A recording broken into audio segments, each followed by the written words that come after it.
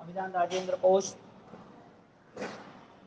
विश्व के अंदर अभिधान राजेंद्र कोश की महिमा अपरंपार है, क्योंकि जब गुरु महाराज कोई भी पदार्थ को, कोई भी विषय को लिख रहे हैं तो उस विषय में हजारों दिनों के बाद या हजारों लोगों के बाद भी यदि कोई पढ़े तो ऐसा नहीं लगे कि उसमें कोई मिस्टेक है। अब 4.5 लाख श्लोक के अंदर जब संलेखना समाधि पद लिखते हैं तो समाधि पद के ऊपर जो कुछ लिखा है ना, वो जगत के सर्व जीवों की जो व्यवस्था है वो लिखी। जैन धर्म में ऐसी बात नहीं है। जगत के हर कोई जीवों को ये संसार छोड़ना है, हर कोई जीवों को ये देह छोड़ना है, हर कोई जीवों को इस देह के साथ जितना भी लगाव इतना घाव वो फिक्स है।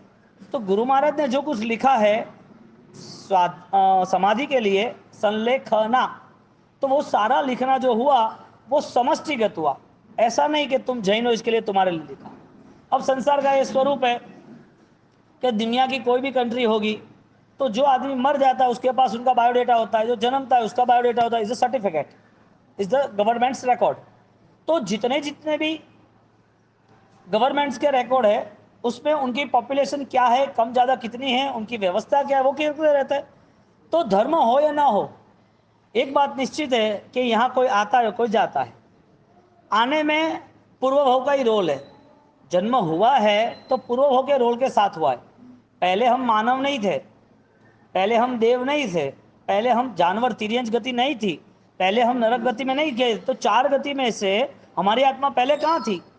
तो भगवान ने वहाँ तक हमें दिशा बताई कि ऐसे सूक्ष्म अवस्था है कि एक छोटी राई की जगह पर भी अनंत दूसरे ऐसे बॉडी के कलेवर और दूसरे जीवात्मा वहाँ है, एक राई की जगह पर, जिसे सूक्ष्म कहते हैं। इसका मतलब यह हुआ कि आत्मा का परिभ्रमण ऑलरेडी चलता ही रहा।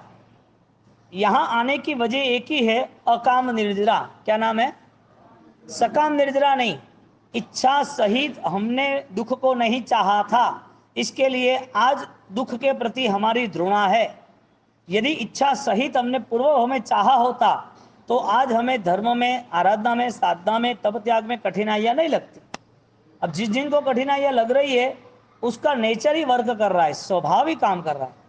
अब पूर्व भव की स्थिति 4 गति की नहीं थी, लेकिन सूक्ष्म अवस्था थी, पानी के जीव की, अग्नि के जीव की, वायु के जीव की। कितना विशिष्ट ज्ञान दिया कि जिन जीवों को तुम दुख दे रहे हो वो तुम्हें दुख देंगे देंगे और देंगे। आपसे जो कोई मन से भी आसाधना हो रही है वो मन भी उपद्रव करेगा, आज नहीं तो नए भव। आपका द्वारा जो भी हिंसा के कार्य मन में भी चल रहे हैं उनका भी नतीजा कर्म देगा ही। भगवान ने आत्मा के स्वरूप के द्वारा जगत सृष्टि का ज्ञान, संसार का ज्ञान हमें कराया। ये संसार में तेरा परिभ्रमण जितना भी है कर्माधीन है, और जो परिभ्रमण हो रहा है वो परिभ्रमण बदलते हुए देर नहीं होगी। तो संलेखना शब्द से समाधि मृत्यु से शरीर तरफ नजर नहीं कराई, लेकिन समाधि भाव टके उसके लिए ज्ञान के तरफ नजर कराई। समाधि भाव नहीं टकरा इसका मतलब अज्ञान की तरफ नजर कराई। समाधि भाव में रहने के लिए जो स्वरूप है, पराया नहीं है, विपरीत नहीं है, वो चीज मेरे लिए खोज करे जाए तो मिलने वाली है। तो जो स्वरूप है उसके प्रति जागरूक अवस्था बताई। अब एक तरफ सूक्ष्म जीव है हम, या कोई भी निगोद का जीव है, पानी का एक बूंद का जीव है, उसमें भी 50,000 जितने छोटे छोटे दूसरे त्रस्त जीव है, वहां भी हम शरीर छोड़ के आए। बात यह चल रही है कि कौन सी ऐसी गति थी जिसमें शरीर पराया ऐसा पता चला, कौन सा ऐसा अवसर था जिसमें हमें ऐसी समझदारी रही कि मुझे ये छोड़ने में तकलीफ नहीं रहेगी, मैं आराम से छोड़ पाऊंगा। समाधि किसको समझाना है, समाधि में किसको रहना है? समाधि भाव प्रकट करने के लिए पुरुषार्थ कौन करेगा? जिसके पास सत्य का रास्ता है। इसके लिए सत्य को बांधा नहीं जाता है, सत्य को परिवर्तित किया नहीं जाता है, सत्य को खत्म नहीं किया जाता है, सत्य को जलाया नहीं जाता है, सत्य को दफनाया नहीं जाता है, सत्य को काटा नहीं जाता है। सत्य एक ही है, ये संसार तुम्हारा नहीं है। इस संसार के साथ जुड़े हुए शरीर या कर्म भी तुम्हारा नहीं। इसके लिए राजा महाराजाओं ने अपनी आध्यात्मिक शक्ति को प्रकट किया। और आज से 2000 साल पहले जाओ, 2000 क्या, राइन सूर्य महाराज के समय में खाली 200 साल पहले जाओ ना, और 200 साल के साथ अभी वर्तमान की स्थिति जियो ना, ये स्थिति हम देख रहे हैं, तो ऐसा निश्चित हमें पता चल रहा है कि जिनको भी सत्य का बोध हुआ है ना, उनको आराम से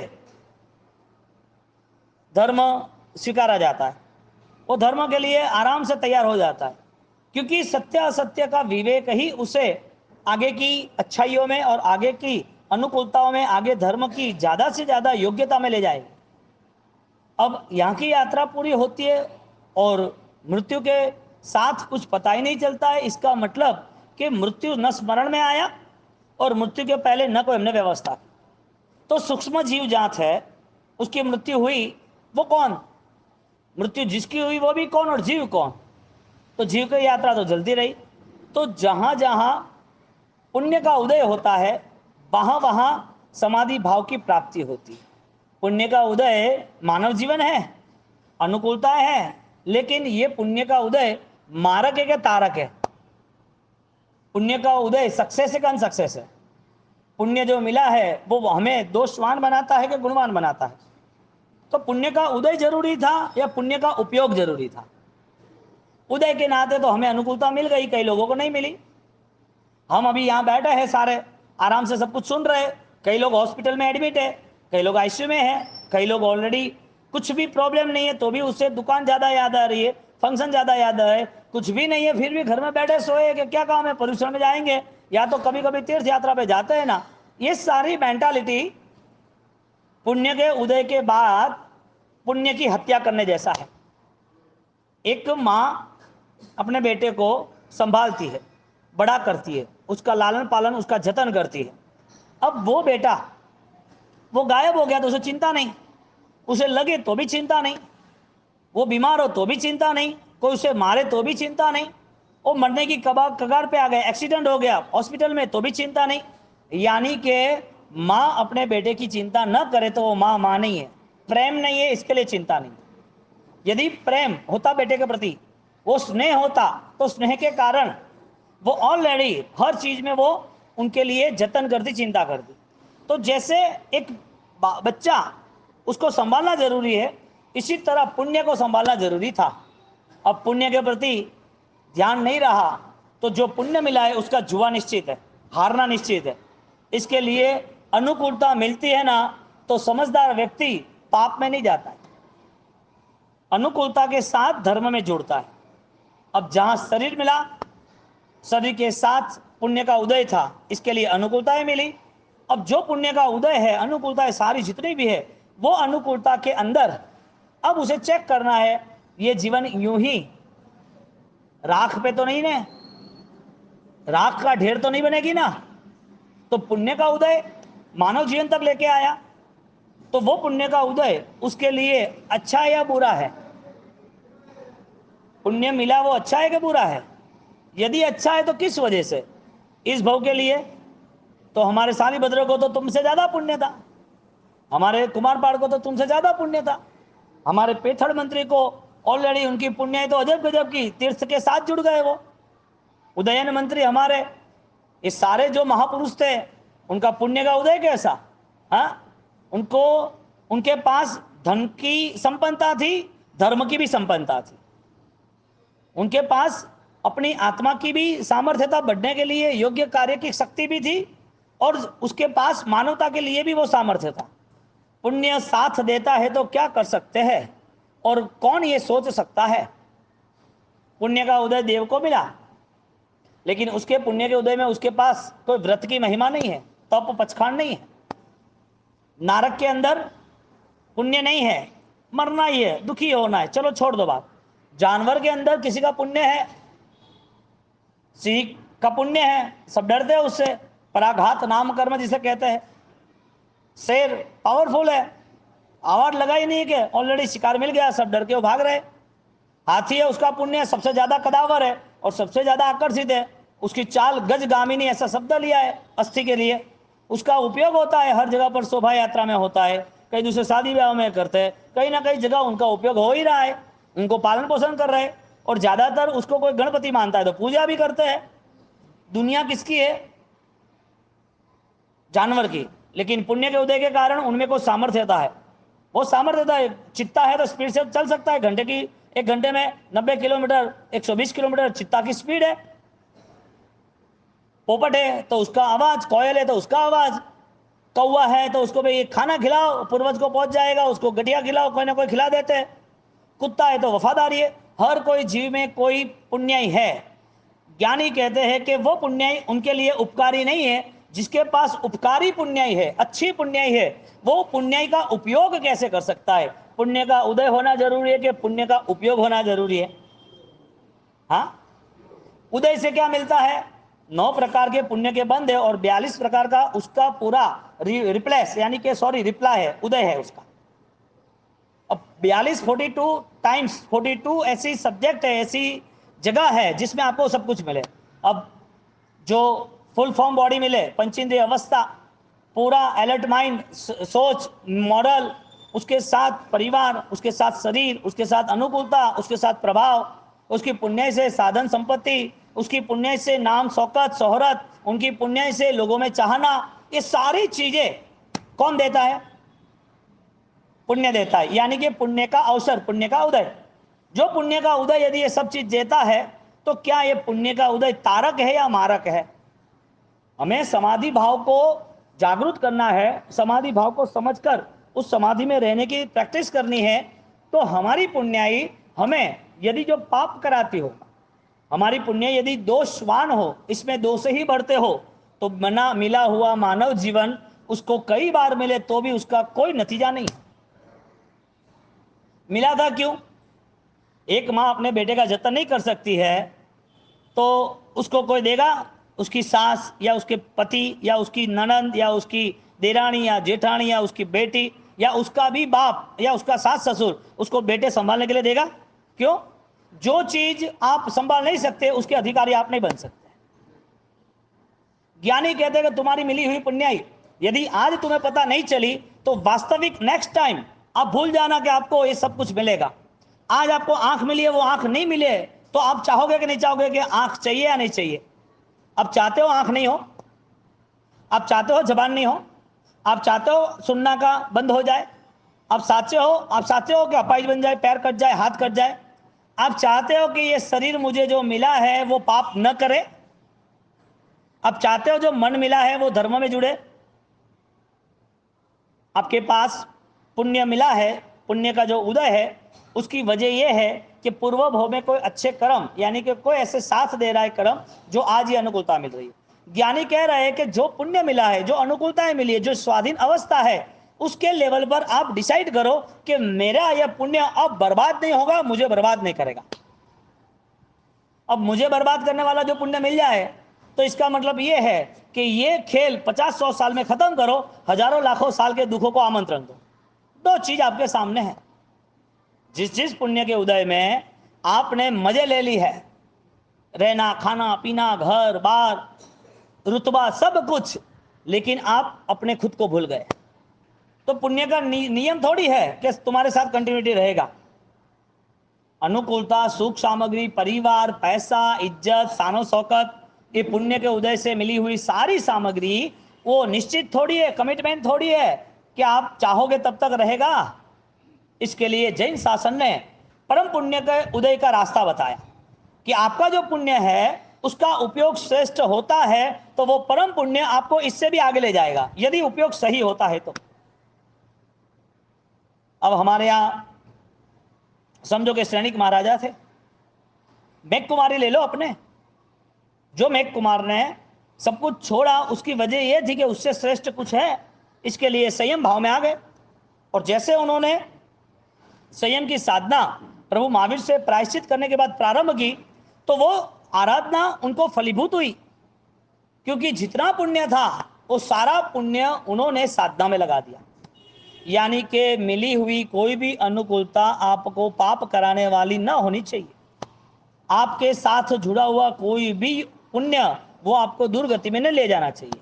और ऐसा हुआ राजेश्वरी, नरकेश्वरी, कई सम्राटों के सम्राट चक्रवर्ती दुर्गति में चले गए, तो पुण्य ने जवाबदारी नहीं ली। पुण्य जवाबदारी लेता ही नहीं है कभी, धर्म जवाबदारी लेता है।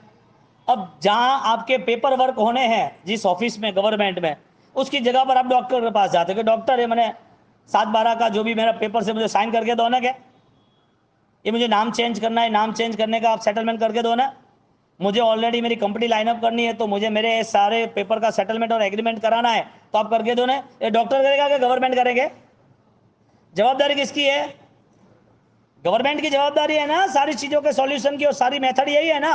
हमारी प्रॉब्लम यह हुई, जहां जाना चाहिए वहां नहीं गए, जो करना चाहिए वो नहीं किया, जो होना चाहिए उसके तरफ नजर नहीं गई। अब पुण्य का उदय था तो समझ लिया कि यही दुनिया है, लेकिन पुण्य का उदय, उसके पीछे जो राज है वो तो पता नहीं चला।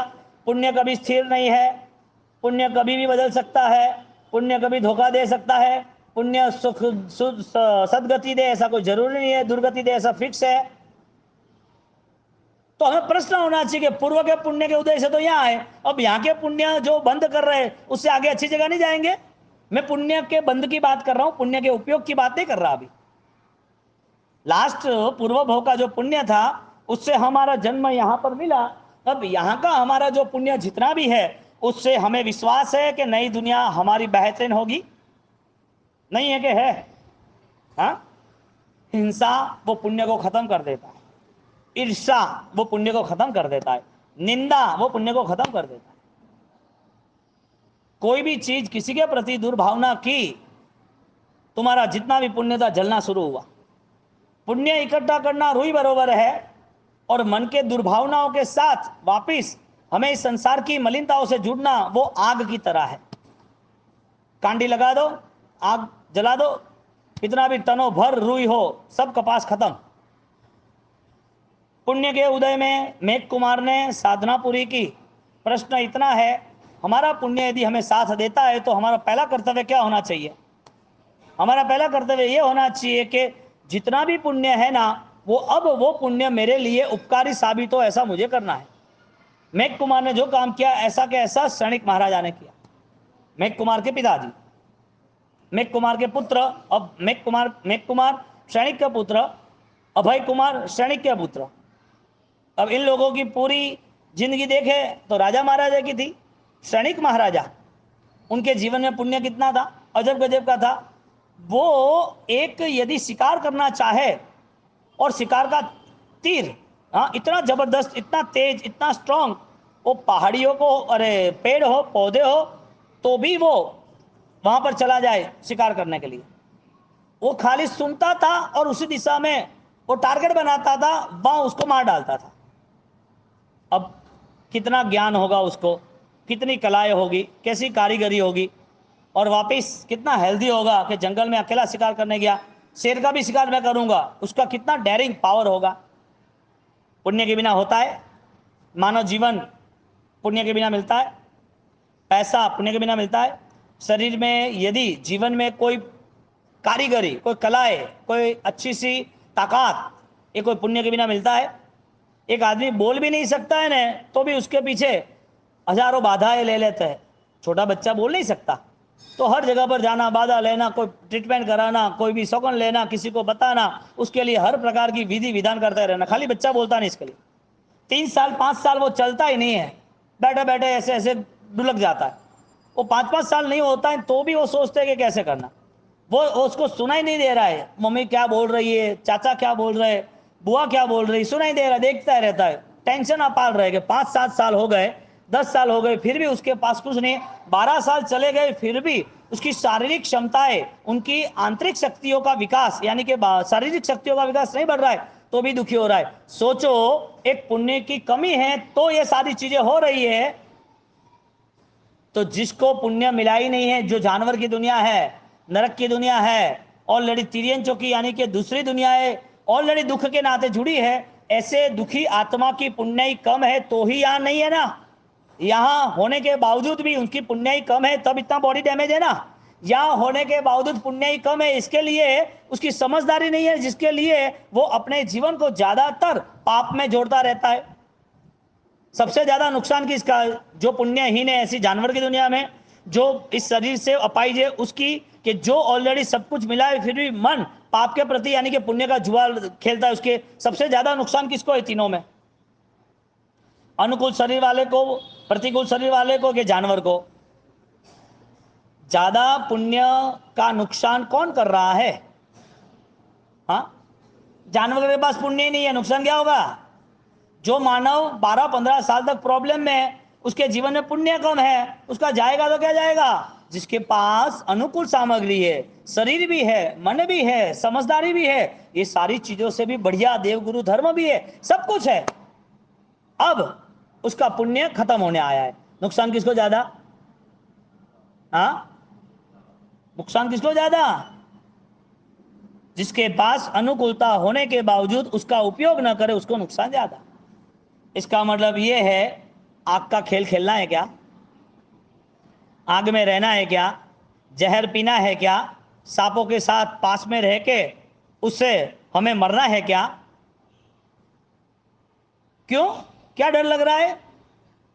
जहर से डर लगता है, आग से डर लग रहा है, करंट से डर लग रहा है, वो सारी चीजें आपको ऐसा लग रहा है मुझे खत्म कर देगी। आप जो कुछ खत्म कर रहे हो वो नहीं दिखता है। आपका पुण्य पलायन हो रहा है, आपका पुण्य खत्म हो रहा है, वो नहीं दिखता है आपको। और आपको जो दिख रहा है उससे डर लग रहा है। आपको जो भी दिख रहा है उससे डर लग रहा है। आग नहीं, आग रे आड़े पड़े नहीं, एक आसपास, आग के आसपास बैठो खाली। आप आग लगी उस घर में नहीं रहोगे, पता है कोई बचा लेगा, खाली आसपास आग लगा कर बैठो। अरे भाई खूब गर्मी वह नहीं बहनो हटे, आग की गर्मी छोड़ो, चेन्नई की गर्मी भी परेशान कर देती है। और मैंने की तो जोरदार अप्रैल में की तो एक नॉर्मल हीटिंग और एक हाई हीटिंग भी आपको सेट नहीं हो रही है, आपको डर लग रहा है।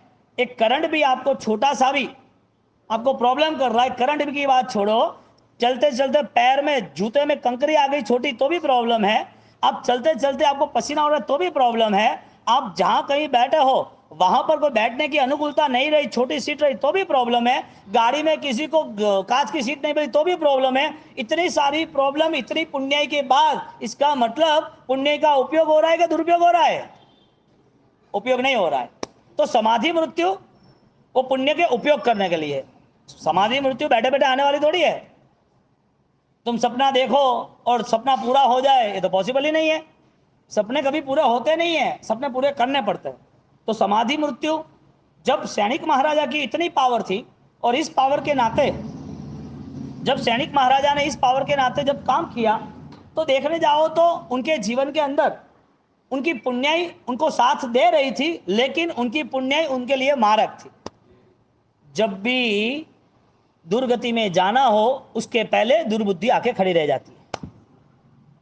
शादी ब्याह करना है तो ढोल लगाना आगे बचते नहीं बचते, मौत होती है तो नाचने वाले पीछे होते कि नहीं होते, सुख में आगे संसार, शादी ब्याह होती है तो पीछे नाचते के आगे नाचते। क्यों? सुख है, अनुकूलता है, दाव दलाली, मस्त खाना पीना, नाचना कूदना है, चलो सब जुड़ जाते हैं। और वही आपकी मौत हो गई तो जो नाचने वाले थे वो पीछे आ गए। तो भाई और दुख में हाथ नहीं रहने के। जहां आपकी पुण्याई, आपकी अनुकूलता है, आपको दुर्गति में ले जाने के लिए तैयार होती है, तो दुर्गति बाद में आती है, लेकिन दुर्गति का निर्माण अभी स्टार्ट होता है दुर्बुद्धि से, असमाधि भाव से, संलेखना का नेगेटिव, असंलेखना, असमाधि। आपको ये अटेंशन होना चाहिए, पता होना चाहिए कि मेरा जो पुण्य का खेल है, मेरी जो पुण्याई है वो ऑलरेडी मुझे बर्बाद कर रही है। सैनिक महाराजा के पुण्य उसको कैसे बर्बाद की है? क्योंकि हमें यदि आत्मा का ध्यान, आत्मा की स्थिति क्या है, आत्मा के साथ जुड़े हुए काल चक्र क्या है, उसके साथ जुड़ी हुई 84 की गति क्या है, उस गति के सुख दुख क्या है, ये सारे कर्माधीन अर्थ पता नहीं चलेगा तो मृत्यु तक सीमित जिंदगी रहेगी। कर्म हमारे आसपास मंडराते रहेंगे 100% मोक्ष के बिना। तो शरीर के साथ धर्म नहीं जुड़ा है, सारा धर्म पवित्रता के साथ, निर्जरा के साथ, कर्म क्षय के साथ जुड़ा है। अब जो आत्मा की शुद्ध अवस्था है, जो चैतन्य अवस्था है, वो कर्म बिना है, शरीर के बिना है, पुण्य पाप के बिना है, मान सम्मान के बिना है। जो शरीर है वही आत्मा से भिन्न है, यानी कि अलग है। अब हमारा पूरा टाइटल, हमारा पूरा मोहर, पूरा एड्रेस एक ही जगह पर ब्लॉक हो गया है। अहम ममेति मंत्रोयम मोह से जगत आयन कुछ, I and my is the complete. मैं और मेरा, उसके अलावा दूसरी कोई दुनिया नहीं बनी।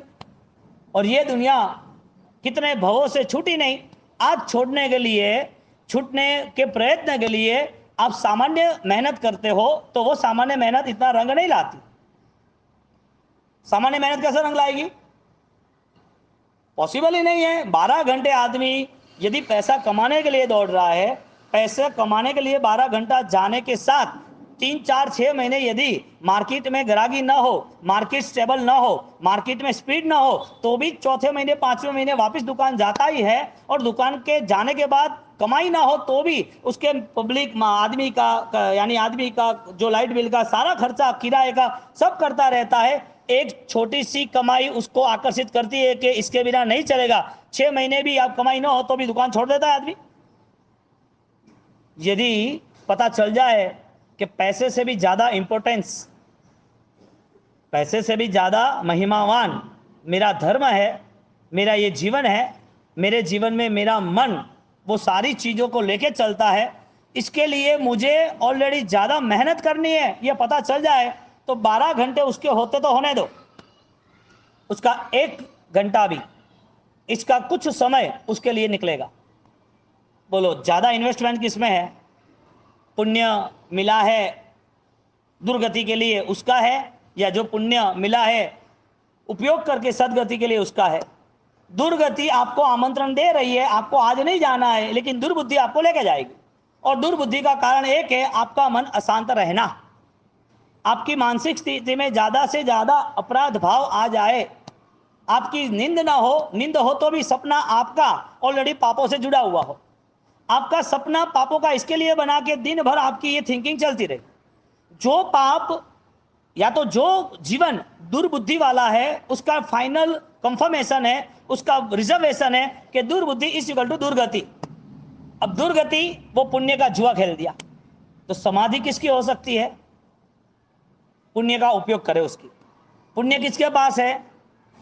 जानवर के पास ऐसा पुण्य है जो अपनी सदगति बना पाएगा? है रेयर केस, जैसे कि मेघ कुमार, जैसे कि चंड कौशिक। लेकिन लाखों करोड़ों सालों के बाद, लाखों करोड़ों ऐसे सांपों के बाद कोई एक, वो भी पूर्व की साधना की होती है तो, ऐसे भी कोई भी पूर्व में कोई कर्म साथ देता है तो, बाकी नहीं, रेयर केस चांस है इसके लिए। अब आप सोचो कि मानव जीवन में अनंत आत्माओं ने कल्याण किया, सिद्धगिरी राज पर अनंत सिद्धात्मा को वंदन करते हैं, इसका मतलब मानव जीवन में वो पूरी संभावना है कि वो अपने पुण्य का उपयोग अपने उदय के अंदर यानी कि अपनी उपादान के साथ कर सकेगा।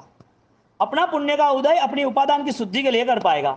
सबसे पहले सीधा यहां टारगेट आता है कि मेरा मन कोई ऐसे पाप कर्म से ना जुड़ना चाहिए। ये तो क्या बात हुई, तुमने किसी के पैसे लिए हो तो देना पड़ता है। गाड़ी का एक्सीडेंट हो गया, भूल से भी गलती से टकरा दी बच्चे ने, ये तो बोले कि 5-10 हजार जो भी है ले लो, 20 हजार तो भाई दे दे तो आपको पुण्य के उदय में यानी कि अनुकूलताओं में नुकसान भी है। गाड़ी है, नुकसान हुई तो पैसा दे दिया, शरीर है, बीमारी हुई तो भी पैसा दे दिया, दुकान है जल गई तो माल था 50 लाख का गवर्नमेंट के चौपड़े पेपर पे और तुमने लाए थे 2 करोड़ के और नुकसान हुआ 1.5 करोड़ का, आप बता नहीं सकते वो नुकसान, तो भी आपका ये नुकसान देख सकते हैं कि दुकान का नुकसान है, यहां पर गाड़ी का नुकसान है, शरीर बीमार हुआ तो नुकसान है। मन में कौन सा नुकसान है? मन क्यों इतना पाप के आगे झुक जाता है? मन की क्या कंडीशन है? मन को ये पकड़ क्यों आई? वहां नुकसान दिखता नहीं है? नहीं दिखता है। इसके लिए मन के समाधान के साथ हम जुड़ना ही नहीं चाहते, और समाधान ही समाधि का मूलभूत स्रोत है।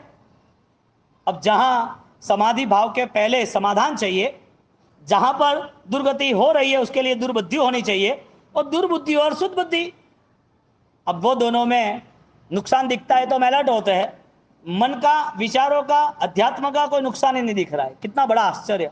और वो भी जैन कुल में जन्म होने के बाद, जिसको वितरागी परमात्मा मिलने के बाद, जिसको वितरागी परमात्मा के आगम ग्रंथ सिद्धांत मिलने के बाद, जिनको देव गुरु धर्म गुरु के द्वारा सिद्धांत की यानी कि शास्त्रों की आत्मा की बातें मिलने के बाद ऑलरेडी देव और गुरु है, इसके लिए तुम धर्म में, अहिंसक धर्म में जुड़े हो, अच्छे अच्छे अनुष्ठान देख रहे हो, सारी कंडीशन के बाद मन इतना धोखा दे रहा है। सबसे बड़ी बात यह है, कौन सा नुकसान बड़ा है?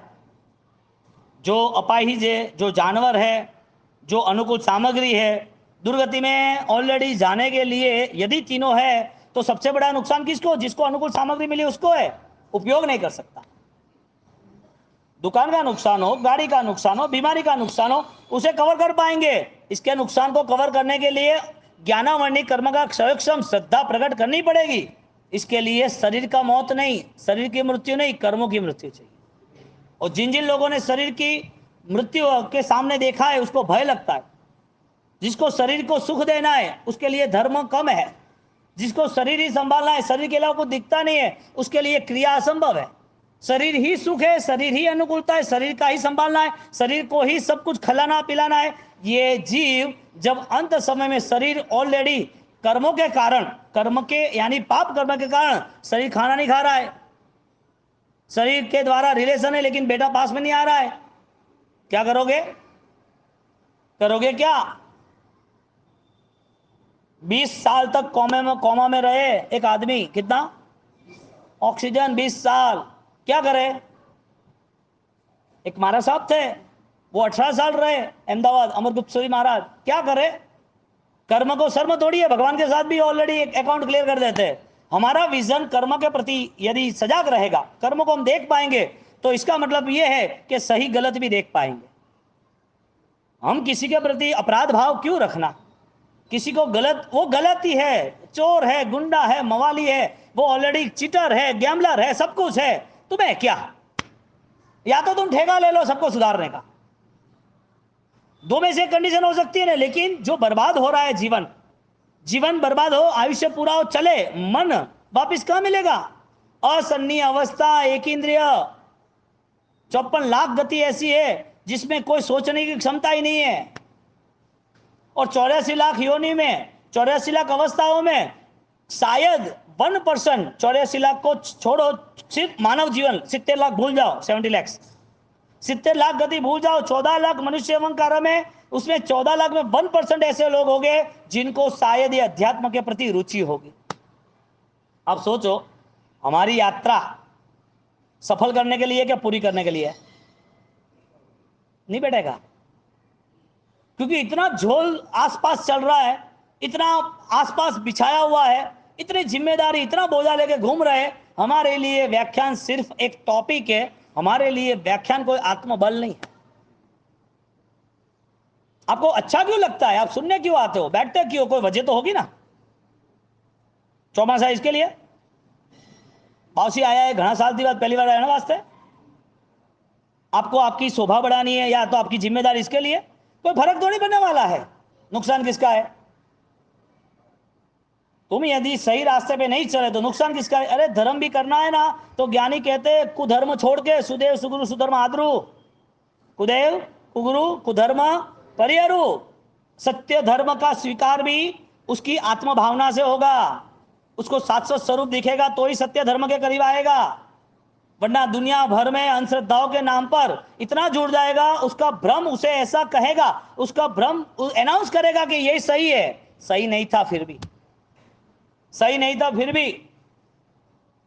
कई बार मिसगाइड नहीं होता है, गाड़ी चलाते हैं और लगता है कि खड्डा नहीं होगा, गाड़ी सीधी जंप मार दी, खड्डा आ गया, क्या करे? अरे क्या पता ही नहीं चला? पता नहीं चला तो गलती तुम्हारी है, खड्डा तो था ही ना, तुमने देखा नहीं है।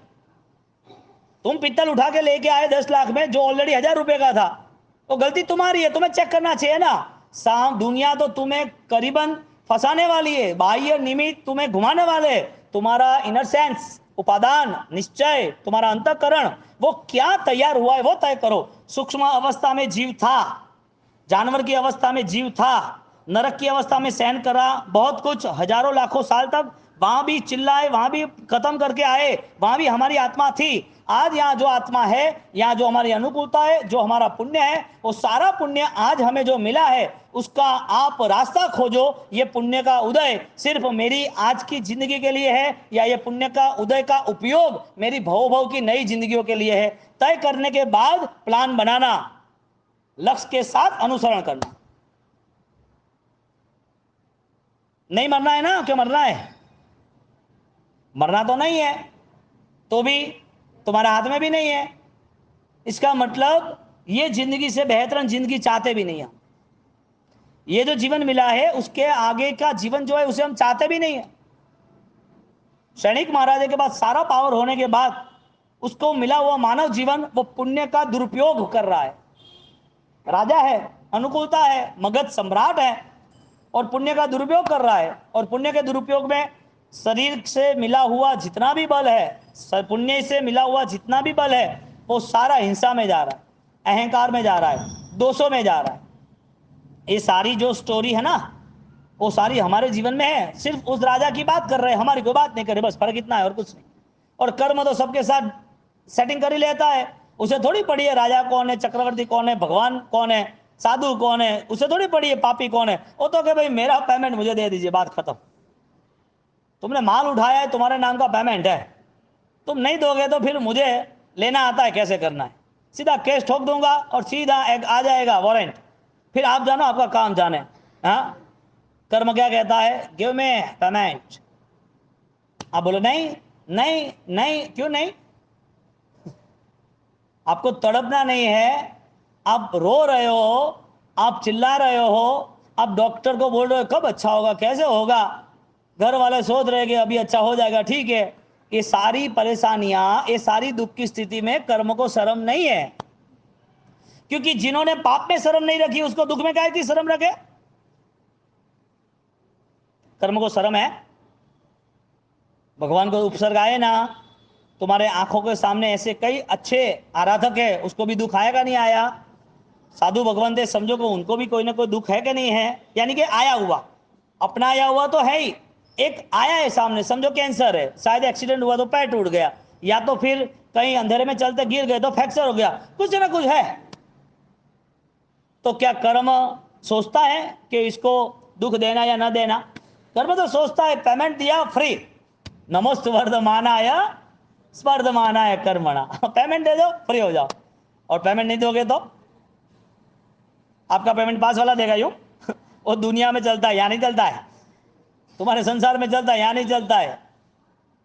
तो भगवान ही सबके दुख सहन कर लेते, सबके दुख सहन करके सबको सुखी बना देते। ऐसा होता है?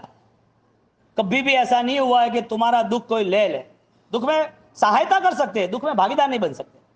कभी भी ऐसा नहीं हो सकता है कि तुम्हारे सुख के कारण कोई सुखी बन जाए, कभी भी ऐसा नहीं बनता। ठीक है, पैसा एक माध्यम है सुख का, जिससे दवाई, घर, रोटी, कपड़ा, मकान, पढ़ाई वढ़ाई सब होती है, ठीक है, वो बहुत बड़ी बात नहीं है, आवश्यकता है। उनका भाग्य होगा तो वो भी मिल जाएगा, तुम नहीं दोगे तो भी कोई देने वाला मिल जाएगा। तुम्हें क्या करना है वो तुम्हें तय करना है। क्योंकि तुम्हारी जिंदगी यदि ये चेन्नई की गलियों में खत्म हो गई तो साहूकार पेट में रहे हुए साहूकार नहीं रहोगे आप। हाँ, साहूकार सारे कितने भी हो, साहूकार नहीं रहोगे आप। क्योंकि मृत्यु समय पर सारी चीजें आपको उनके साथ शेयर करनी है जो भगवान ने की है। भगवान से बड़े तो नहीं ना हम। अब बताओ, साहूकार नाम अच्छा है, साहूकार एरिया अच्छा है, इसका मतलब क्या कर्म नहीं आएगा? हाँ, जब कर्मों की मृत्यु होती है तो 8 प्रकार के अलग अलग कर्म है जो अनंत है, लेकिन 8 को इंपॉर्टेंस बताए। सबसे पहला ज्ञानावर्णी बताया, क्योंकि हर बार वो विपरीत चलता है और विपरीत स्वीकार करता है। ज्ञानावर्णी कर्म जो है सामान्य है, और वो कर्म को यदि वास्तविक खत्म करना हो तो उसके लिए सम्यक दर्शन है, किताब है, शब्द है, 2-5 प्रतियों किताबें, वो जो सूत्र है गंधर रचित है, वो सही है क्या गलत है? तो क्या तुमने किताब पास में रखी, तुम्हारे झोले में रही, तुम्हारे घर पे रही, तुम पढ़ रहे हो, तो क्या तुम्हारा वो ज्ञान वास्तविक सत्य बन गया? मैं क्या कह रहा हूं राजेंद्र घोष, तुम सुन रहे हो ना? 1000 साल के बाद ये निर्माण हुआ ना, 4.5 लाख श्लोक लिखने वाले अभी तक कोई मिले नहीं थे ऐसे क्लियर करने, यानी कि 1000 साल की बात है। इतने श्लोक, वो भी अल्फाबेटिक्स, वो भी सब्जेक्ट वाइज, वो भी ऑलरेडी सबको लेके कॉम्प्रोमाइज लेवल पर, और वो भी जैन दर्शन की महत्वता के साथ। ये राजेंद्र कोश तुम देख लो, तुम पढ़ लो, तुम हाथ में रख दो, तुम आरती कर लो, तुम धूप कर लो, तो कल्याण होगा कि नहीं होगा? होगा कि नहीं होगा कल्याण? हाँ दो, हाँ होगा, बोल जाओ होगा। होता है ना कल्याण कि नहीं होता है? शब्दों से कल्याण होता है कि शब्दों के भाव से होता है? भगवान खुद समझने में बैठे तो भी लोग डूब गए सुनने के बाद। भगवान का समस्मरण है, उसके अंदर बैठे हुए कई लोग भगवान को देखने के बाद, भगवान की बातें सुनने के बाद उनको जची नहीं, कई काम की नहीं। भगवान पहली देशना भगवान की निष्फल गई, वहां से वो उतर गए। बोलो, भगवान का पुण्य कम था? कम था? तो फिर क्यों ये प्रॉब्लम आई, क्यों किसी को भाव नहीं हुए, सीधे अपावापुरी वहाँ गौतम स्वामी सारे ब्राह्मण थे वहाँ क्यों चले गए? वजह क्या? जो जैन थे परमात्मा को पहचानते थे, परमात्मा के ऊपर सद्भावना थी, जो समोसण देवों ने बनाया उस समोसण में लाखों लोग बैठे हैं और भगवान जब देशना दे रहे हैं और भगवान की देशना पल्ले नहीं पड़ी किसी को, यानी कि समझ में नहीं आया, ऐसा नहीं, समझना नहीं था। मुझे वो बताओ, आपका काम प्रॉफिट का है कि माइनस का है? नहीं नहीं, आप प्रॉफिट चाहते हो कि लॉस चाहते हो? आपको प्रॉफिट मिल रहा है कि नहीं मिल रहा है? ये क्या हुआ? तुम यार जिंदा हो, जिंदा। मैं आपसे बात कर रहा हूं, आपको पूछ रहा हूं, आपका काम प्रॉफिट का है, आपको प्रॉफिट चाहिए, अभी प्रॉफिट है या नहीं मैं पूछ रहा हूं। अब बोलो है तो प्रूफ करके बताओ कि मेरा प्रॉफिट कर्मक्षय का है, मेरा प्रॉफिट जिंदगी जीने का नहीं है। बोलने से जीवन नहीं होता है, और आपका जवाब वो जीवन नहीं है, वो आपको समझना पड़ेगा। व्याख्यान तो सुन लेगो और दूसरे चौमासे में भी सुन लेगो, दूसरे चौमासे की हिंदी कर ली चेन्नई संघ ने, क्या करोगे? अरे बाप से खूब डंडा मारे रहा है, क्या हुआ? नहीं किया, दूसरा तो नहीं किया। मैं ये कहना चाहता हूं पुण्यशाली, क्या ये जीवन आपको जैन दर्शन के हिसाब से संतोषकारक लग रहा है? जैन कुल में जो आचार, जो विचार, जो व्यवहार होने चाहिए वो आपसे अनुसरण हो रहे? आप कैपेबल नहीं हो, आप अपाहिज हो, आप समझदार नहीं हो, आप कुछ गलत सोचते हो, यानी कि आपने कुछ गलत धर्म सोचा है, गलत चीजें सोची है, आपको टाइम नहीं मिल रहा है, आप परेशान हो, कर्म ने बहुत दुख दिया है, आपके पास धर्म को समझने की, धर्म करने की कोई अवस्था नहीं है या नहीं है? समझो, विचारो। अवतार मानवीनो फरीने नहीं मले, अवतार मानवीनो फरीने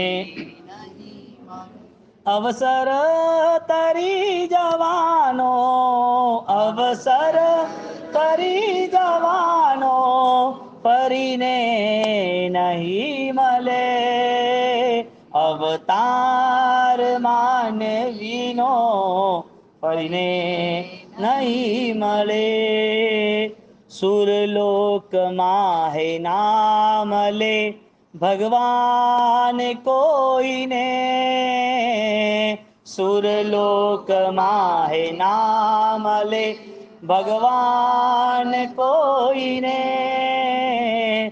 અહીંયા મળ્યા પ્રભુ જે, અહીંયા મળ્યા પ્રભુ જે ફરીને નહીં મળે, अवतार मानवीनो फरीने नहीं मरे। शरीर का दर्द बढ़ता है तो परेशान हो जाते हो, मन में गुस्सा आता है तो परेशान नहीं होता। शरीर अच्छा होने के बाद किसी की गलत बातें करना, किसी के लिए गलत सोचना, किसी के लिए बदले की भावना रखना, तब परेशान नहीं होते हो। पैसा चला जाए तो परेशान होते हो, और जीवन में पाप होता है तो परेशान नहीं होते हो। ये कैसी समझदारी और कैसा जीवन चला गया इतने सालों तक। मृत्यु करीब आ जाएगी पता नहीं है, फिर भी ये जीवन ऐसा ही जीते रहे। बदलाव जरूरी है, संकल्प के साथ जरूरी है, लंबे समय तक बदलाव हर बार अच्छा हो वो भी जरूरी है। ये सारी चीजों में हम आगे बढ़ने की भावना करें। कल यहां से नमस्कार महामंत्र की आराधना